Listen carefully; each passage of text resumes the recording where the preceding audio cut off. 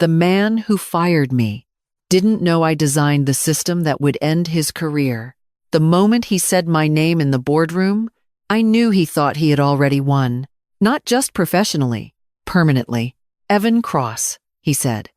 Adjusting his cufflinks like this was just another routine decision. Your services are no longer required. No hesitation. No uncertainty. Clean. Decisive. Public. That was intentional, because removing someone quietly is mercy. Removing them in front of everyone is a message.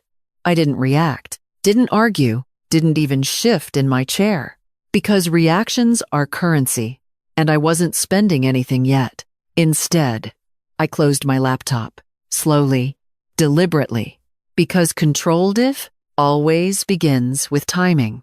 Have you ever watched someone try to erase you, like everything you built meant nothing?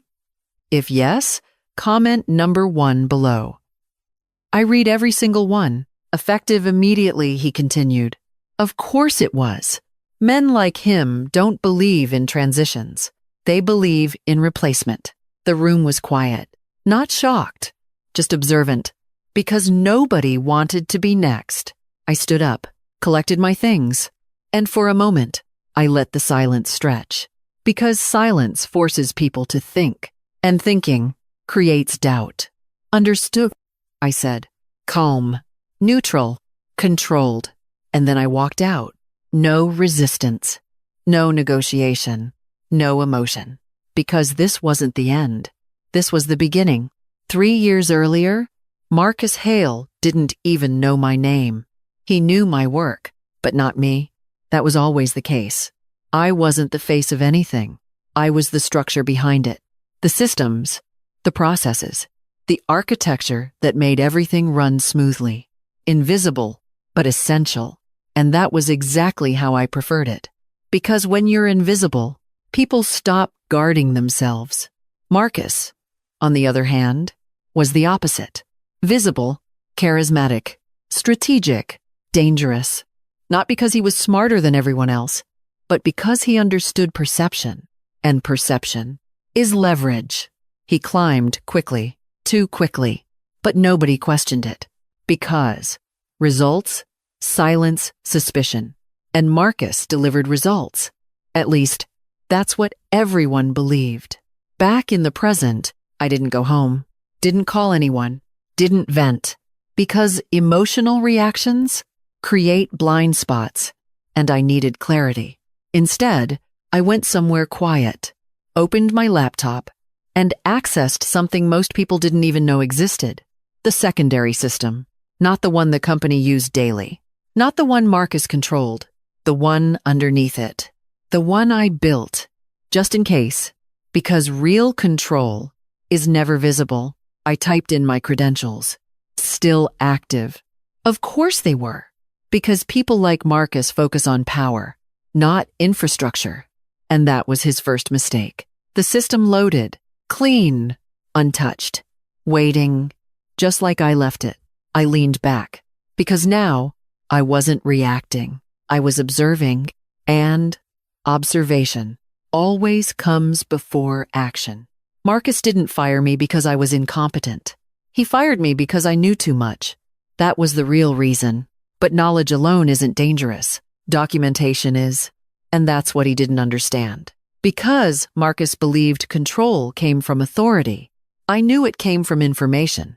Over the past year, small inconsistencies started appearing. Subtle, easy to ignore, unless you were looking for them. Transfers that didn't match reports. Approvals that bypassed standard protocols.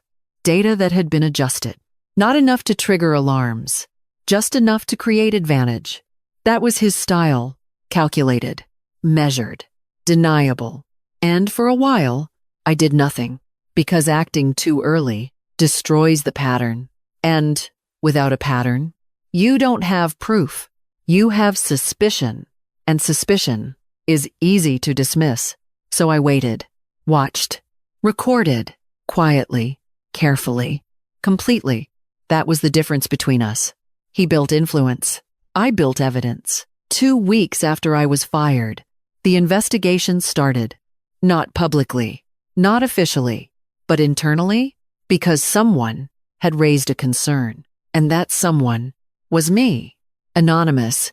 Of course, because direct confrontation is inefficient. But systems? Systems don't have emotions. They just reveal truth. The audit team began reviewing transactions. Slowly at first, then faster, because once you see one inconsistency, you start looking for more. And Marcus had left more than enough. That was his second mistake. Confidence leads to repetition, and repetition creates patterns.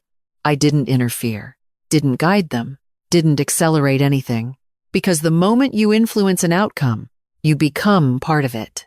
And I needed to remain outside, clean, untouchable.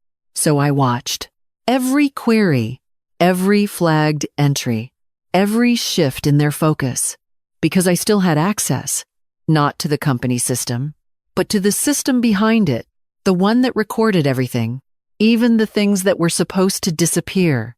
Then came the board meeting, emergency session, mandatory attendance. Even for me, that was unexpected, but not surprising, because when things start collapsing, people look for the architect, and Marcus still believed that was him. I arrived early, sat at the far end of the table, unnoticed, unimportant, exactly where I needed to be. He walked in last, confident, composed, unbothered, because he still thought this was manageable. That was his third mistake, underestimating the depth of the problem. Let's begin, the chairwoman said. Direct, efficient, serious. The audit has uncovered significant discrepancies in financial reporting over the past 18 months. A pause, long enough for tension to settle. We need explanations. All eyes turned to Marcus. Of course they did, because leadership carries responsibility, or at least, that's what people believe. Marcus didn't hesitate. I've reviewed the preliminary findings, he said smoothly. There appear to be system-level inconsistencies, likely the result of flawed infrastructure. Flawed infrastructure. I almost smiled, because blaming the system only works if you understand it, and he didn't. Not really. And who was responsible for that infrastructure? Someone asked. There it was.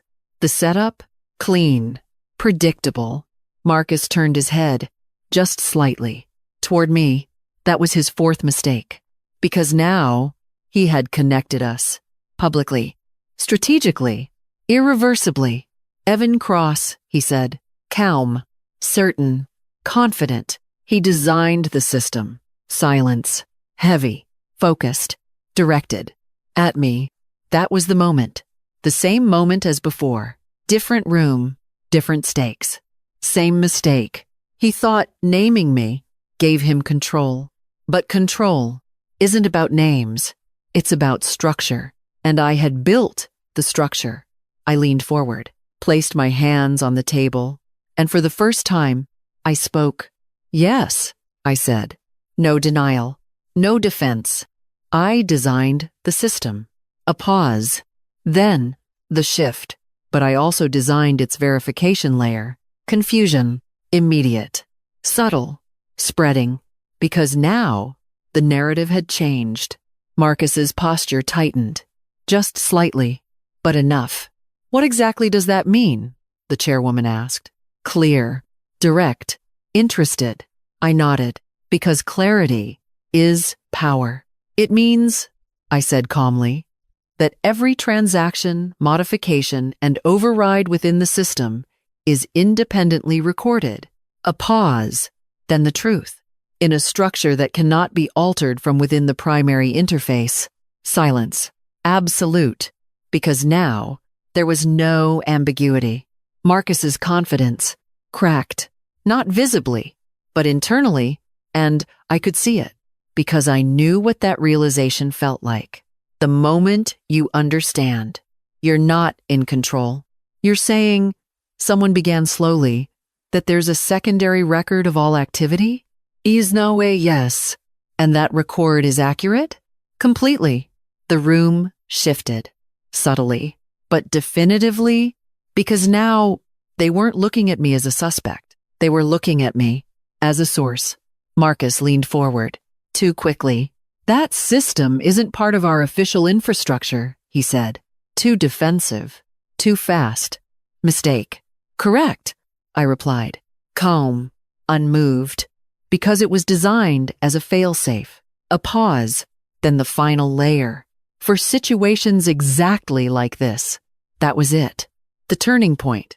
Because now, the system he tried to blame was the thing exposing him. The chairwoman looked at me, then at Marcus, then back at me. Can you provide access to this verification layer? I didn't answer immediately, because timing matters. Yes, I said. And just like that, everything changed. The data didn't lie. It never does. Every unauthorized adjustment, every redirected transfer, every manipulated report, documented, time-stamped, linked, not to me, not to the system, to him, Marcus Hale, the architect of his own collapse. He didn't speak after that, didn't defend himself, didn't argue, because when evidence is complete, words become irrelevant. The board made their decision quickly, not emotional, not dramatic, just inevitable. Marcus Hale, the chairwoman said, you are hereby removed from your position, effective immediately, pending further investigation. There it was, full circle, same words. Different target. Marcus stood up, slowly, but this time, there was no control, no confidence, no strategy, just realization. As he walked past me, he stopped, just for a second. You planned this, he said quietly, not angry, not accusing, just aware. I looked at him, directly, calm, precise. No, I said, and then the truth.